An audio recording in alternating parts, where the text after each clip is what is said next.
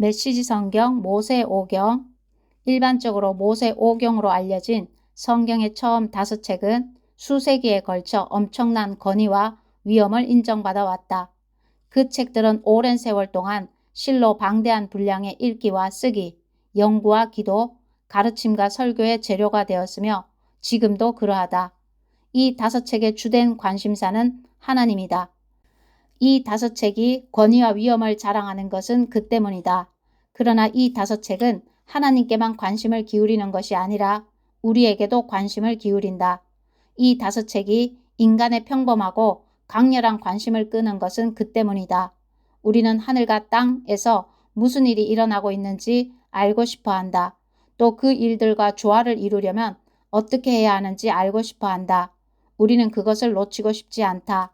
모세오경은 대개 이야기와 이정표들로 구성되어 있다. 이야기들은 우리에게 매우 다양한 환경 속에서 인간들과 함께 일하시고 그들에게 말을 건네시는 하나님을 소개한다. 관념과 논쟁이 아니라 우리 각 사람과 직접적으로 연관된 사건과 행동들 속에서 하나님을 소개하는 것이다. 이정표들은 즉각적이고 실제적인 지침들을 제공하여 우리의 인간성에 어울리면서 하나님께 영광이 되는 행동으로 우리를 이끈다. 이 5책에서 전개되는 이야기와 이정표들은 너무나 단순해서 어른은 물론이고 아이들까지 쉽게 이해할 수 있다. 그러나 그 단순성은 상당수 단순한 것들에서 보듯이 심오하기도 해서 하나님께서 우리와 함께 걸으시는 구원의 길에 우리를 평생토록 참여시킨다. 우리는 인간 성장의 이미지를 활용하여 이 이야기와 이정표들이 수많은 남녀와 아이들을 강하게 끌어당겨 하나님의 백성으로 살아가게 하는 이유를 설명할 수 있다. 이 5책은 하나님께서 자신의 영광을 위해 먼저 우주를 창조하시고 그런 다음 인간을 창조하셔서 밟게 하시는 5가지 성장 단계를 암시한다고 할 수 있다. 창세기는 태학이라고 할 수 있다. 하나님께서는 장차 인간의 죄와 반역 한가운데서 창조와 구원과 심판이라는 자신의 일을 수행하시고자 기본 요소들을 확정하신 뒤에 1에서 11장 한 민족을 잉태하신다. 그것은 그 민족에게 자신을 구원의 하나님으로 드러내시고 그들을 통해 이 땅의 모든 사람에게도 자신을 드러내시려는 것이다. 하나님께서는 작은 한 사람, 곧 아브라함에서부터 시작하신다. 하나님께서 그에게 이렇게 말씀하신다. 나는 강한 하나님이다. 너는 내 앞에서 흠없이 살고 온전하게 살아라. 내가 나와 너 사이에 언약을 맺고 내게 큰 민족을 줄 것이다. 창세기 17장 1절 2절. 미발달 상태인 하나님의 백성이 자궁 속에서 자란다. 태아가 형태를 갖추어 가면서 세부 기관과 훨씬 세부적인 기관들이 점점 분명하게 드러난다. 사라, 이삭, 리브가, 야곱과 에서, 라헬, 요셉과 그의 형제들이 그렇다. 임신이 진행되면서 자궁 안에는 분명 생명이 자라고 있지만 아직은 분명하지 않고 눈에 보이지 않는 것이 많다. 배경은 어렴풋하고 주변 민족들과 관습들은 안개에 휩싸여 있다. 하지만 하나님께서 잉태하신 생명은 발길질을 하면서 튼튼하게 자라난다. 출애굽기는 분만기와 유학이라고 할 수 있다. 하나님의 백성을 잉태하는 기간이 오래 지속되다가 드디어 진통이 시작된다. 이집트에서의 종살이는 조만간 이루어질 자궁 수축을 암시한다. 출산을 관장하기 위해 모세가 무대에 등장하면서 이집트에 10가지 극심한 재앙이 임하고 동시에 자궁 수축이 시작되면서 상고가 끝난다. 홍해에서 바닷물이 갈라지고 하나님의 백성이 자궁에서 빠져나와 마른 땅에 이르고 하나님의 자유로운 백성으로서 그들의 삶이 시작된다. 모세는 기기도 하고 아장아장 걷기도 하는 그들을 이끌어 시내산에 도착한다. 이제 그들에게 젖이 공급된다. 하나님께서 산에서 그들에게 자신을 드러내시자 그들이 자신들의 어버이를 알아보기 시작한다. 그들은 자유와 구원의 언어를 배운다. 옹알이 내지 초보적인 어휘로 이곳에서 한마디 저곳에서 한마디를 익히면서 10마디 계명을 익힌다. 이렇게 해라 저렇게 하지 마라와 같은 이정표들이 솟아오르기 시작한다. 그들의 유아기 생활을 가장 크게 지배하는 것은 하나님, 곧 살아계신 하나님이다. 그들이 하나님의 깊고 넓은 세계를 탐험하면서 예배가 그들의 주된 활동, 그들의 가장 중요한 활동이 된다. 그들은 자신들을 예배에 길들이고 예배용 구조물을 세우고 예배 순서를 익히는 일에 엄청난 주의를 기울인다. 그들은 하나님께 복종하고 하나님을 경배하는 일에 온통 주의를 기울인다. 그 결과 구름이 해막을 덮고 하나님의 영광이 성막에 가득했다. 구름이 해막 위에 있고 하나님의 영광이 성막에 가득했으므로 모세는 해막 안으로 들어갈 수 없었다. 출애굽기 40장 34, 35절. 레위기는 학령기라고 할 수 있다. 유아기에서 유년기로 접어들면 공식적인 학령기가 시작된다. 알아야 할 것이 많아진다. 일을 제대로 처리하도록 돕는 몇 가지 조직과 장치, 이를테면 읽기, 쓰기, 산수가 필요한 것이다. 그러나 하나님의 백성이 밟아야 할 기초 교과 과정은 하나님과 관련이 있다. 하나님과의 관계가 그들의 기초 교과 과정인 것이다. 레위기는 하나님의 백성이 필독해야 할 교과서다. 레위기는 시청각 교재나 다름없다. 그것은 하나님과의 관계에 실패하거나 죄, 용서와 무죄 상태를 회복했을 때 구원, 하나님의 백성이 깨어서 준수하는 제사 의식과 절기를 그림으로 그려 보여준다. 일상생활은 끝없이 이어지는 구체적 세부 조항으로 이루어진다. 그 세부 조항 가운데 상당수는 우리가 하나님 앞에서 어떻게 행동하고 서로에게 어떻게 처신해야 하는지와 관련이 있다. 그렇기 때문에 레위기가 하나님께서 중요하게 여기시는 끝없는 세부 조항으로 이루어져 있는 것은 당연한 일이다. 너희는 나의 모든 규례와 나의 모든 법도를 지켜라. 그대로 지켜 행하여라. 나는 하나님이다. 레위기 19장 37절. 민수기는 청소년기라고 할 수 있다. 청소년기는 우리가 누구인지를 꼬치꼬치 따지는 시기다. 대개의 경우 이 시기가 되면 스스로를 돌볼 수 있을 만큼 신체적으로 충분히 자란 상태에 도달한다.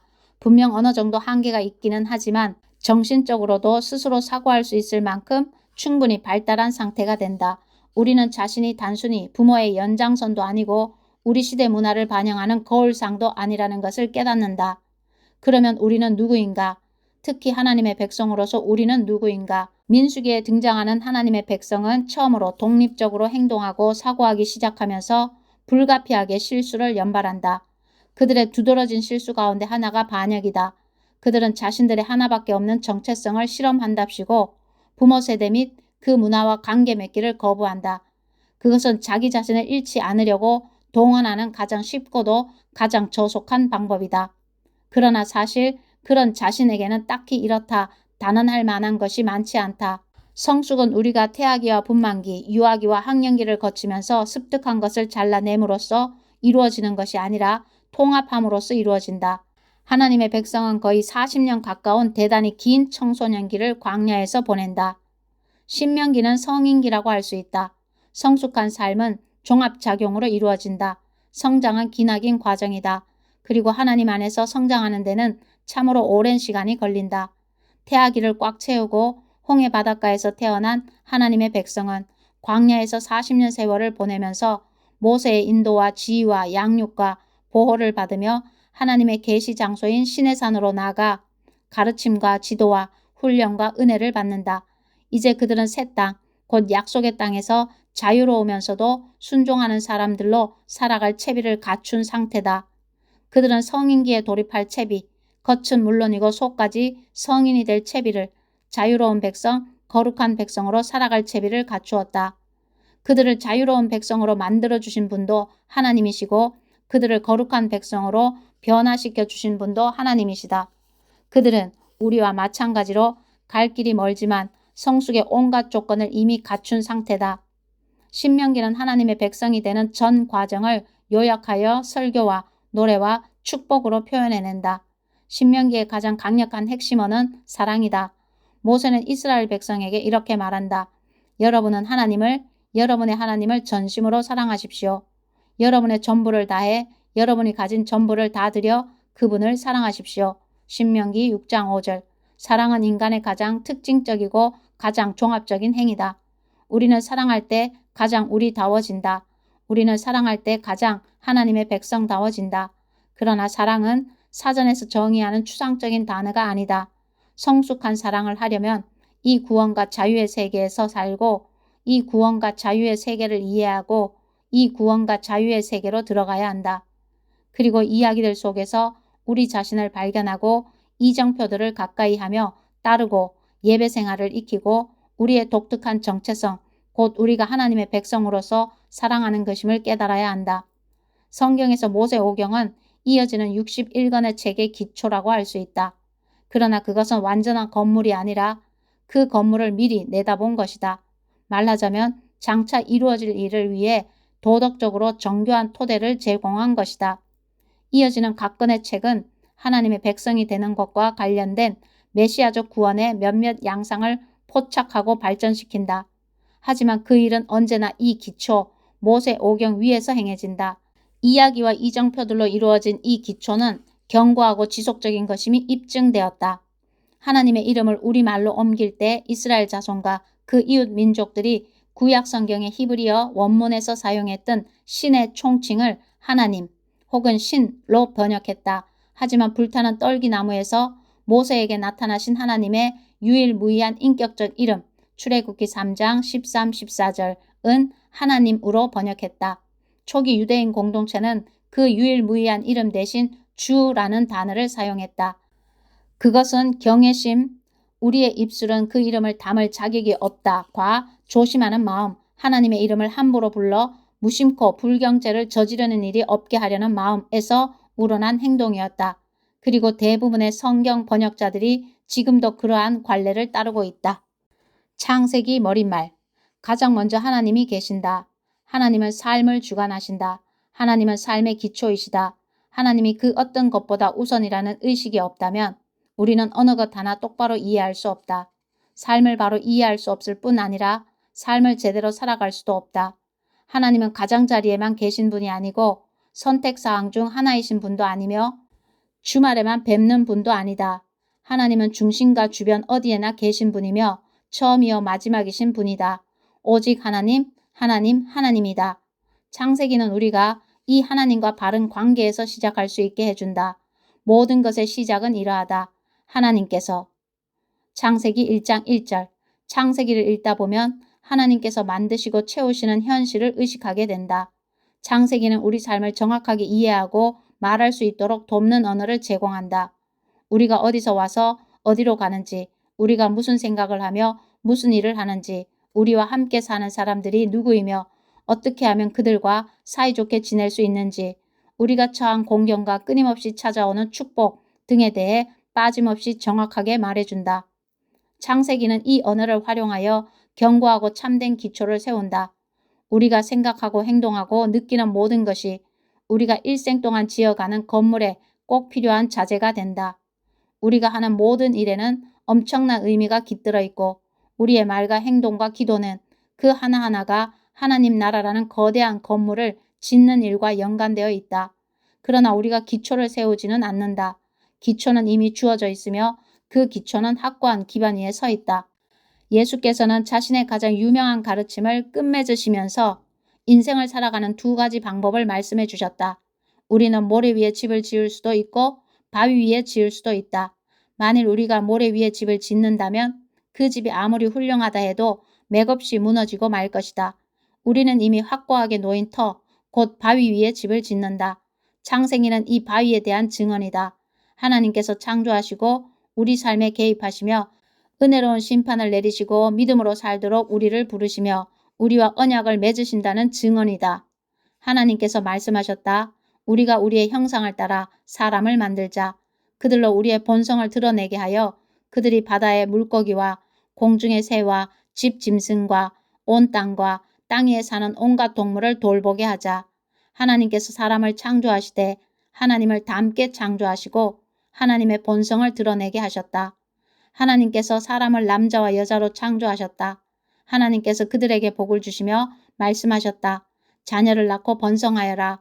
온 땅에 가득하여라. 땅을 돌보아라. 바다의 물고기와 공중의 새와 땅 위에 사는 온갖 생물을 돌보아라. 창세기 1장 26절에서 28절. 그러나 창세기는 이 모든 것을 추상적인 진리나 핏기 없는 원리로 제시하지 않는다. 창세기는 구체적인 이름을 가진 사람들의 이야기를 연속해서 보여준다. 그들은 사랑하고 다투고 믿고 의심한다. 결혼해서 자녀를 낳고 죄를 짓고 은혜를 경험한다. 주의를 기울여 살펴보면 이 이야기, 곧 아담과 하와, 가인과 아벨, 노아와 그의 아들들, 아브라함과 사라, 이삭과 리브가, 야곱과 라헬, 요셉과 그의 형제들 이야기가 또 다른 형태로 우리 삶 속에서 계속되고 있음을 알 수 있다. 이 이야기들은 우리가 하늘과 땅에서 일어나는 어떤 일에도 외부인이나 구경꾼일 수 없음을 분명히 보여준다. 하나님은 저 멀리 우주에서 비인격적으로 일하시는 분이 아니다. 그분은 우리를 찾아오신 바로 그 삶의 자리에서 우리와 함께 일하시는 분이다. 우리가 선한 일을 하든 나쁜 일을 하든 우리는 하나님께서 행하시는 모든 일에 계속해서 참여할 수밖에 없다. 누구도 예외일 수 없고 빠져나갈 수도 없다. 그러므로 우리는 그 이야기 속에서 시작하고 그 이야기 속에서 우리의 자리를 찾아야 할 것이다. 맨 처음부터 말이다. 메시지 성경 1년 1도 창세기 1, 2, 3, 4장 말씀 1장 모든 것의 시작은 이러하다. 하나님께서 하늘과 땅을 창조하셨다. 보이는 모든 것과 보이지 않는 모든 것을 창조하셨다. 땅은 아무것도 없는 늪, 끝없이 깊은 공허, 칠흑 같은 어둠이었다. 하나님의 영은 물의 10년 위에 새처럼 내려 앉으셨다. 하나님께서 말씀하셨다. 빛 하시니 빛이 생겨났다. 하나님께서 보시니 그 빛이 좋았다. 하나님께서 빛과 어둠을 나누셔서 빛을 낮이라 부르시고 어둠을 밤이라 부르셨다. 저녁이 되고 아침이 되니 첫째 날이었다. 하나님께서 말씀하셨다. 물 한가운데 창공이 생겨 물과 물 사이를 갈라 놓아라. 하나님께서 창공을 만드셔서 창공 아래 물과 창공 위에 물로 갈라 놓으시니 그대로 되었다. 하나님께서 창공을 하늘이라 부르셨다. 저녁이 되고 아침이 되니 둘째 날이었다. 하나님께서 말씀하셨다. 갈라져라. 하늘 아래 있는 물은 한 곳으로 모이고 뭇은 드러나라 하시니 그대로 되었다.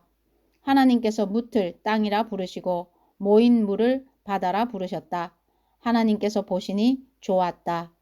하나님께서 말씀하셨다. 땅은 푸른 우물 돋게 하여라. 씨 맺는 온갖 종류의 식물과 열매 맺는 온갖 종류의 나무를 자라게 하여라 하시니 그대로 되었다. 땅은 씨 맺는 푸른 식물을 그 종류대로 나게 하고 열매 맺는 나무를 그 종류대로 자라게 했다. 하나님께서 보시니 좋았다. 저녁이 되고 아침이 되니 셋째 날이었다. 하나님께서 말씀하셨다. 빛들아 나오너라. 하늘 창공에서 빛을 비추어라. 낮과 밤을 나누고 계절과 날과 해를 구분하여라. 하늘 창공에서 땅을 비추는 빛들이 되어라 하시니 그대로 되었다. 하나님께서 두 큰 빛을 만드셔서 그중 큰 빛에게는 낮을 맡기시고 작은 빛에게는 밤을 맡기셨다. 그리고 별들도 만드셨다. 하나님께서 그 빛들을 하늘 창공에 두셔서 땅을 비추게 하시고 낮과 밤을 다스리며 빛과 어둠을 나누게 하셨다. 하나님께서 보시니 좋았다. 저녁이 되고 아침이 되니 셋째 날이었다. 하나님께서 말씀하셨다. 바다는 물고기와 온갖 생물로 가득하여라. 새들은 땅 위 창공을 날아다녀라. 하나님께서 거대한 고래들과 물에 가득한 모든 생물과 온갖 종류의 새를 창조하셨다. 하나님께서 보시니 좋았다. 하나님께서 그것들에게 복을 주시며 말씀하셨다. 잘 자라서 번성하여라. 바다에 가득하여라. 새들은 땅 위에 번성하여라. 저녁이 되고 아침이 되니 다섯째 날이었다. 하나님께서 말씀하셨다. 땅은 생물을 내어라. 집 짐승과 기어다니는 것과 들 짐승을 각기 종류대로 내어라 하시니 그대로 되었다. 온갖 종류의 들 짐승과 온갖 종류의 집 짐승과 온갖 종류의 기어다니는 것과 벌레가 생겨났다. 하나님께서 보시니 좋았다. 하나님께서 말씀하셨다. 우리가 우리의 형상을 따라 사람을 만들자.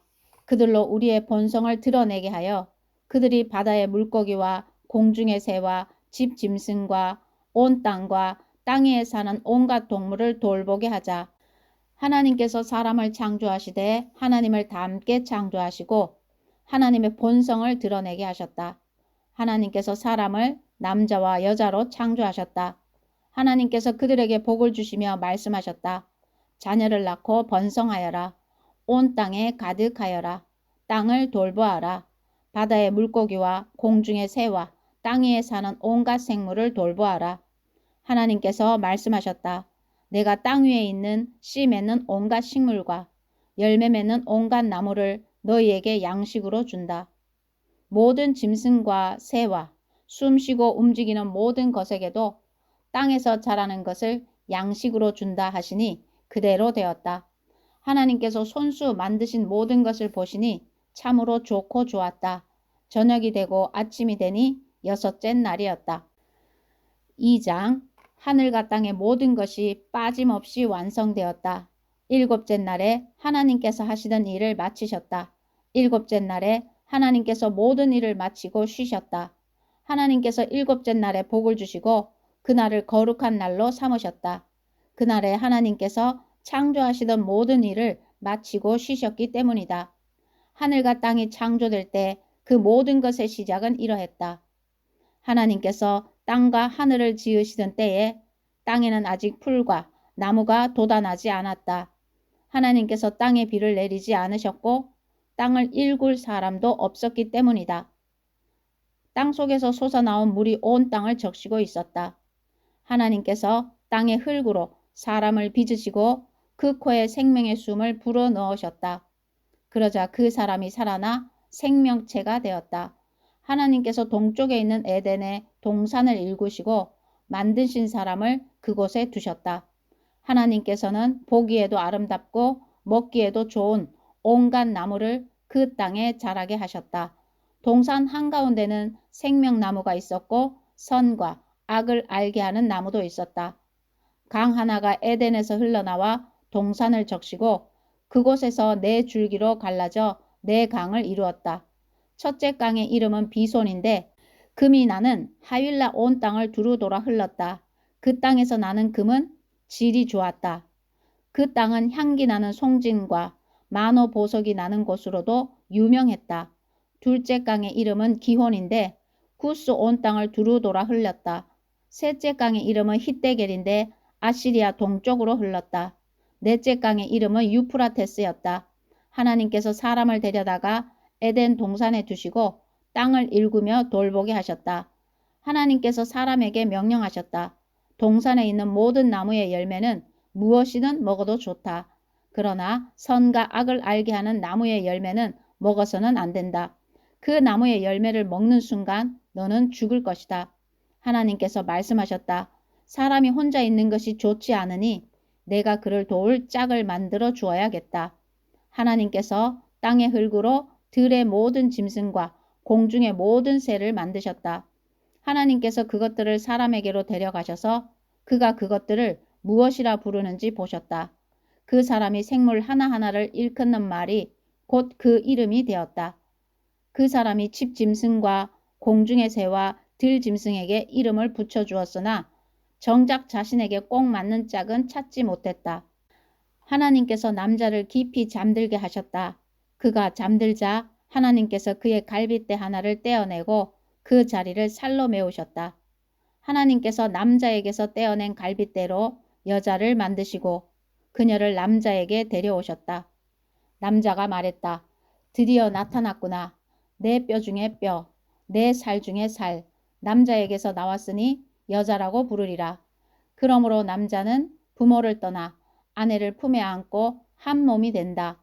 남자와 그의 아내는 둘 다 벌거벗었으나 부끄러워하지 않았다. 3장 뱀은 하나님께서 지으신 들짐승 가운데 가장 간교했다. 뱀이 여자에게 말했다. 하나님이 너희에게 동산 안에 있는 모든 나무의 열매를 먹지 말라고 하셨다는데 그게 정말이냐? 여자가 뱀에게 말했다. 그렇지 않아. 동산 안에 있는 나무들의 열매는 먹어도 돼. 하지만 하나님께서는 동산 한가운데 있는 나무의 열매만큼은 너희는 먹지도 말고 만지지도 마라. 그러면 너희가 죽을 것이다 라고 말씀하셨어. 뱀이 여자에게 말했다. 너희는 결코 죽지 않아. 하나님은 너희가 그 나무의 열매를 먹는 순간 하나님처럼 되어서 선에서 악까지 모든 실상을 보게 되리라는 것을 알고 계신 거야. 여자가 그 나무를 보니 먹음직스럽게 보였고 그 열매를 먹으면 모든 것을 알게 될 것 같았다. 여자가 그 열매를 따서 먹고 자기 남편에게도 주니 그도 먹었다. 그러자 그 두 사람은 곧바로 실상을 보게 되었다. 자신들이 벌거벗은 것을 알게 된 것이다. 그들은 무화과 나무 잎을 엮어서 임시로 몸을 가렸다. 저녁 산들바람 속에 하나님께서 동산을 거니시는 소리가 들리자 남자와 그의 아내는 하나님을 피해 동산 나무 사이에 숨었다. 하나님께서 남자를 부르며 물으셨다. 내가 어디 있느냐? 남자가 대답했다. 제가 동산에서 하나님의 소리를 듣고 벌거벗은 것이 두려워 숨었습니다. 하나님께서 물으셨다. 내가 벌거벗었다고 누가 일러 주었느냐? 내가 내게 먹지 말라고 한 나무의 열매를 내가 먹었느냐? 남자가 대답했다. 하나님께서 제게 짝으로 주신 여자가 그 나무의 열매를 주기에 제가 먹었습니다. 하나님께서 여자에게 물으셨다. 내가 어찌하여 이런 일을 저질렀느냐? 여자가 대답했다. 뱀이 꿰어서 제가 먹었습니다. 하나님께서 뱀에게 말씀하셨다. 내가 이런 일을 저질렀으니 너는 모든 집 짐승과 들 짐승보다 더 저주를 받아 평생토록 배로 기어다니면서 흙을 먹어야 할 것이다. 내가 너와 여자 사이에 내 후손과 여자의 후손 사이에 전쟁을 일으킬 것이다. 여자의 후손은 내 머리를 상하게 하고 너는 그의 발 뒤꿈치를 상하게 할 것이다. 여자에게는 이렇게 말씀하셨다. 내가 내게 해산의 고통을 크게 더하겠다. 너는 고통 속에서 아이를 낳을 것이다. 너는 내 남편을 기쁘게 해주려고 하겠지만 그는 너를 지배하려 들 것이다. 남자에게는 이렇게 말씀하셨다. 내가 내 아내의 말을 듣고 내가 내게 먹지 말라고 한 나무의 열매를 먹었으니 땅이 너로 인하여 저주를 받을 것이다. 아이 낳는 것이 내 아내에게 고통스러운 일이듯이 내가 땅에서 양식을 얻는 것도 고통스러운 일이 될 것이다. 너는 평생토록 수고하며 일해야 할 것이다. 땅은 가시와 엉겅퀴를 내고 너는 죽어서 흙으로 돌아가는 그날까지 새벽부터 저녁까지 땀 흘리며 들에서 씨를 뿌리고 밭을 갈고 수확해야만 양식을 얻을 수 있을 것이다. 너는 흙에서 시작되었으니 흙으로 끝날 것이다. 아담이라 알려진 그 남자는 자기 아내에게 하와라는 이름을 지어주었다. 그녀가 살아있는 모든 것의 어머니였기 때문이다. 하나님께서 아담과 그의 아내에게 가죽옷을 만들어 입히셨다. 하나님께서 말씀하셨다. 이 사람이 우리 가운데 하나처럼 선에서 악까지 모든 것을 알게 되었다. 이제 그가 손을 뻗어 생명나무 열매도 따서 먹고 영원히 살면 어찌하겠는가. 그런 일이 결코 일어나서는 안 된다. 그래서 하나님은 그들을 에덴 동산에서 내쫓으시고 그들이 흙으로 지어졌으므로 흙을 일구게 하셨다. 하나님께서 그들을 쫓아내신 다음 동산 동쪽에 그룹 천사들과 회전하는 불칼을 두셔서 생명나무에 이르는 길을 지키게 하셨다. 4장 아담이 자기 아내 하와와 잠자리를 같이 하니 하와가 임신하여 가인을 낳았다. 하와가 말했다. 내가 하나님의 도우심으로 사내 아이를 얻었다. 하와가 또 아벨이라는 아이를 낳았다. 아벨은 양을 치는 목자가 되고 가인은 농부가 되었다. 시간이 흘렀다. 가인은 자기 밭에서 거둔 곡식을 하나님께 제물로 가져왔고 아벨도 자신이 기르는 양떼의 첫 새끼 가운데서 가장 좋은 부위를 골라 제물로 가져왔다.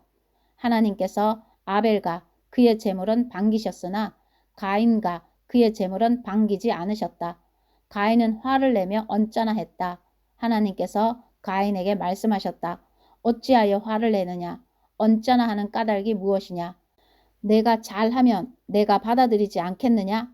내가 잘못하여서 죄가 숨어 너를 덮치려고 하니 너는 죄를 다스려야 한다. 가인이 아우 아벨과 말다툼을 했다. 그들이 들에 나갔을 때 가인이 아우 아벨을 덮쳐서 죽였다. 하나님께서 가인에게 물으셨다. 내 아우 아벨이 어디 있느냐? 가인이 대답했다. 제가 어떻게 알겠습니까? 제가 그를 돌보는 사람입니까? 하나님께서 말씀하셨다. 내가 무슨 일을 저질렀느냐? 내 아우의 피가 땅에서 내게 울부짖고 있구나. 이제부터 너는 이 땅에서 저주를 받게 될 것이다. 땅이 두 팔을 벌려 살해된 내 아우의 피를 받았으니 너는 이 땅에서 쫓겨날 것이다. 내가 땅을 일구어도 땅은 내게 더 이상 좋은 것을 내주지 않을 것이다. 너는 정처 없이 세상을 떠도는 자가 될 것이다. 가인이 하나님께 아뢰었다. 그 형벌은 제게 너무 가혹합니다. 저는 그것을 감당할 수 없습니다. 하나님께서 저를 이 땅에서 쫓아내셨으니 제가 다시는 하나님을 뵐 수 없게 되었습니다. 제가 정처 없이 세상을 떠돌면 만나는 사람마다 저를 죽이려고 할 것입니다. 하나님께서 그에게 말씀하셨다. 그렇지 않다. 누구든지 가인을 죽이는 자는 7배의 벌을 받을 것이다. 하나님께서 가인을 지키기 위해 그에게 표를 해주셔서 어느 누가 그를 만나더라도 그를 죽이지 못하게 하셨다. 가인은 하나님 앞을 떠나 에덴 동쪽에 있는 아무도 살지 않는 땅에서 살았다. 가인이 자기 아내와 잠자리를 같이 하니 그의 아내가 임신하여 에녹을 낳았다. 그때 가인이 도시를 세우고 자기 아들의 이름을 따서 그 도시의 이름을 에녹이라고 했다. 에녹은 이랏을 낳고 이랏은 무흐야엘을 낳고 무흐야엘은 무드사엘을 낳고 무드사엘은 라멕을 낳았다. 라멕은 아다와 실라를 아내로 맞이했다. 아다는 야발을 낳았는데 그는 장막에 살면서 가축을 치는 모든 사람의 조상이 되었다. 그의 아우 이름은 유발인데 그는 수금과 피리를 연주하는 모든 사람의 조상이 되었다. 실라는 두발가인을 낳았는데 그는 대장간에서 구리와 쇠로 여러 기구를 만드는 사람이었다. 그의 누이는 나아마였다. 라멕이 자기 아내들에게 말했다. 아다와 실라는 내 말을 들으시오.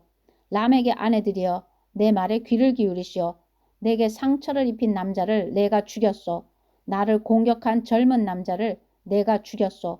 가인을 해친 자가 7배의 벌을 받는다면 라멕을 해친 자는 77배의 벌을 받을 것이오. 아담이 다시 자기 아내와 잠자리를 같이 했다. 그녀가 아들을 낳고 그 이름을 셋이라고 했다. 그녀가 이렇게 말했다. 가인에게 죽은 아벨을 대신해서 하나님께서 내게 또 다른 아이를 주셨다. 셋도 아들을 낳고 그 이름을 에노스라고 했다. 그때부터 사람들이 하나님의 이름으로 기도하고 예배하기 시작했다. 아멘.